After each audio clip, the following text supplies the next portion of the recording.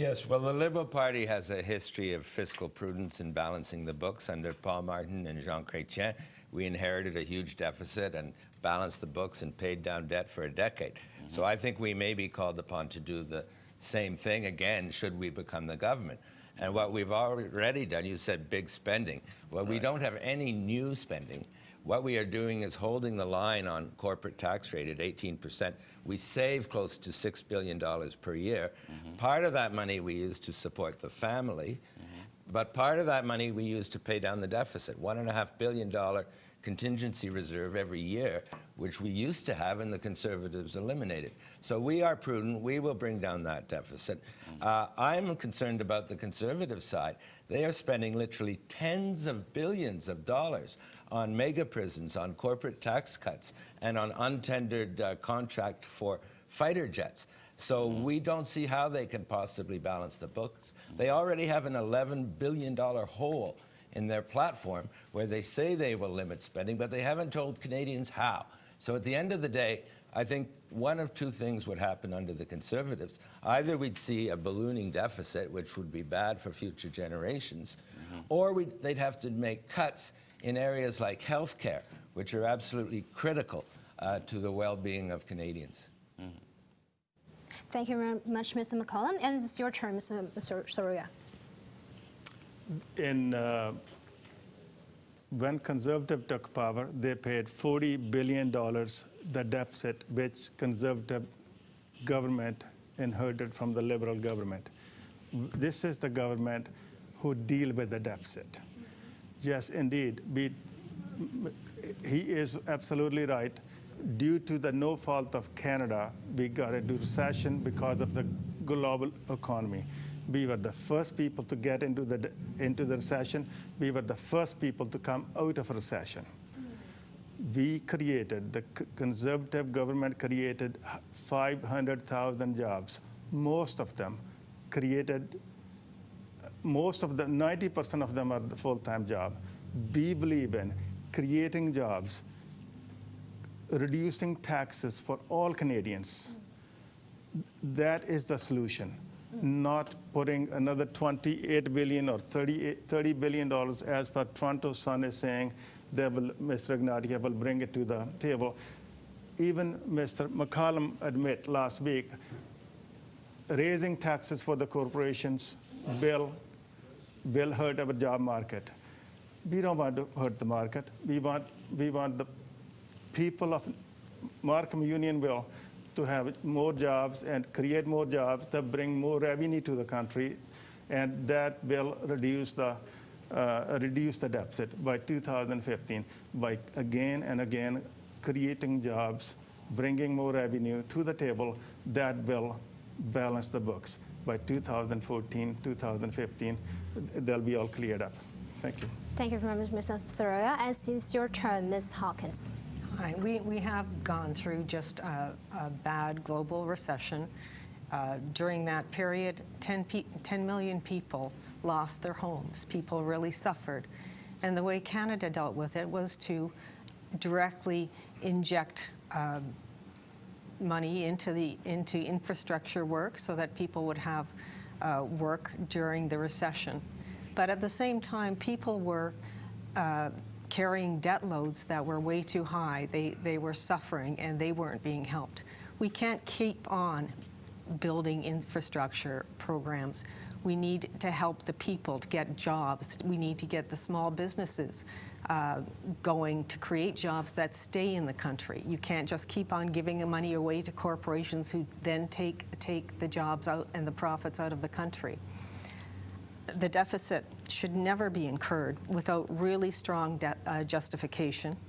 We're a very wealthy nation with a lot of controls that ensure stability in our economy.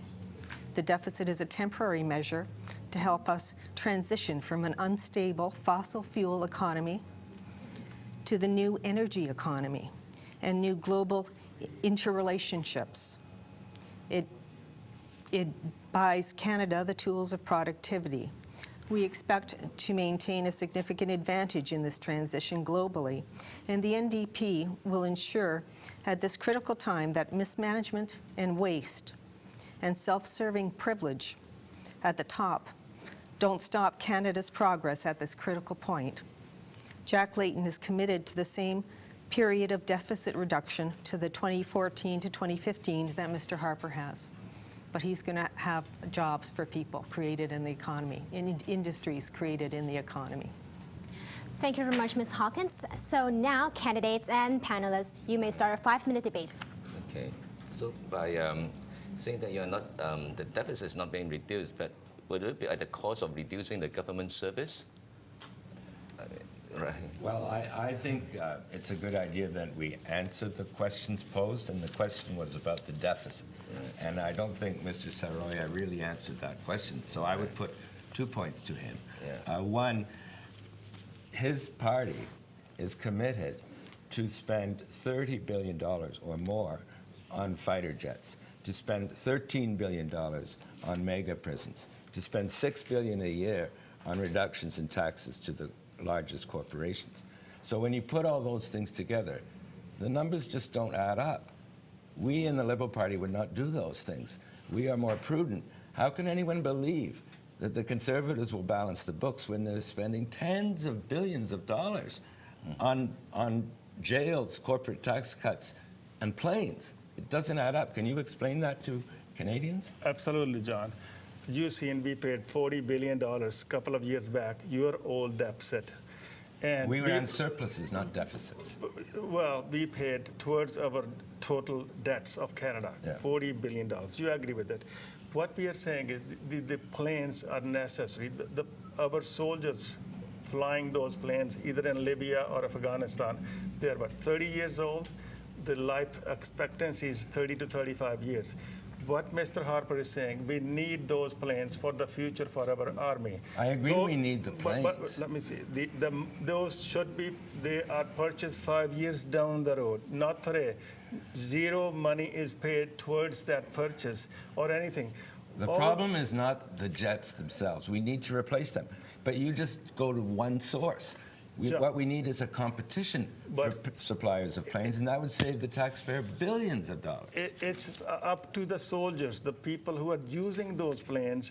They need what they want. This is what their request is. Those are the people who are putting their life. Look, I used to be the defense minister. You don't just give anything that any soldier wants when it costs the taxpayer tens of billions of dollars. What you do is you have a competitive bidding process so that the soldiers can get the equipment that's best for them, and at the same time, there's not a huge burden placed on the taxpayer. John, how could you? This is the only plane they requested. This is the only company that make equivalent to this sort of stuff. There are lots of planes on the market.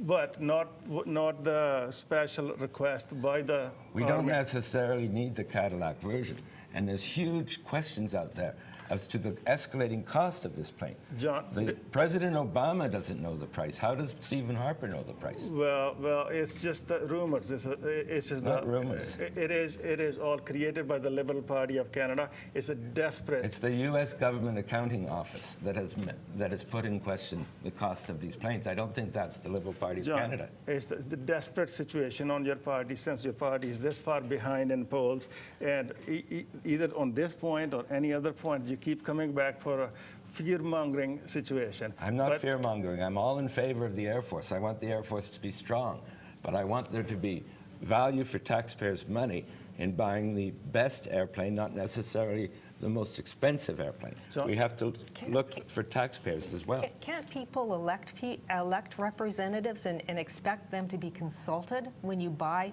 all these multi-billion-dollar things? We're not America here. America's got half the weapons in the world, and we're not going to follow that route. We are not following that route. Well, it sounds like you're consulting him to buy the planes. We are not. It's absolutely what this thing is going to create many hundreds and thousands of jobs in this country. All this election is all about putting more people to work. It's all about jobs. I'm afraid you're wrong on that, because there are no guaranteed jobs under this planned aircraft purchase. Normally, when you do procurements, there are guaranteed jobs in Canada. Under this one, the Canadian companies have to bid for the contracts. There are no guarantees they'll get them. But I understand there is a guarantee to get the jobs equivalent to 10 to 12 billion There's no dollars. guarantee. There's an opportunity to bid on contracts. Normally, in large procurements like this, there are guarantees of industrial benefits. But under this proposal, there's an opportunity to bid, but there's no guarantee that the bid will be accepted. See, the whole thing started from the deficit. What we are simply focusing on creating jobs for the people of Canada, reducing Thank you taxes. very much, everyone. Thank you. 5 minutes is over, and let's take a break for now.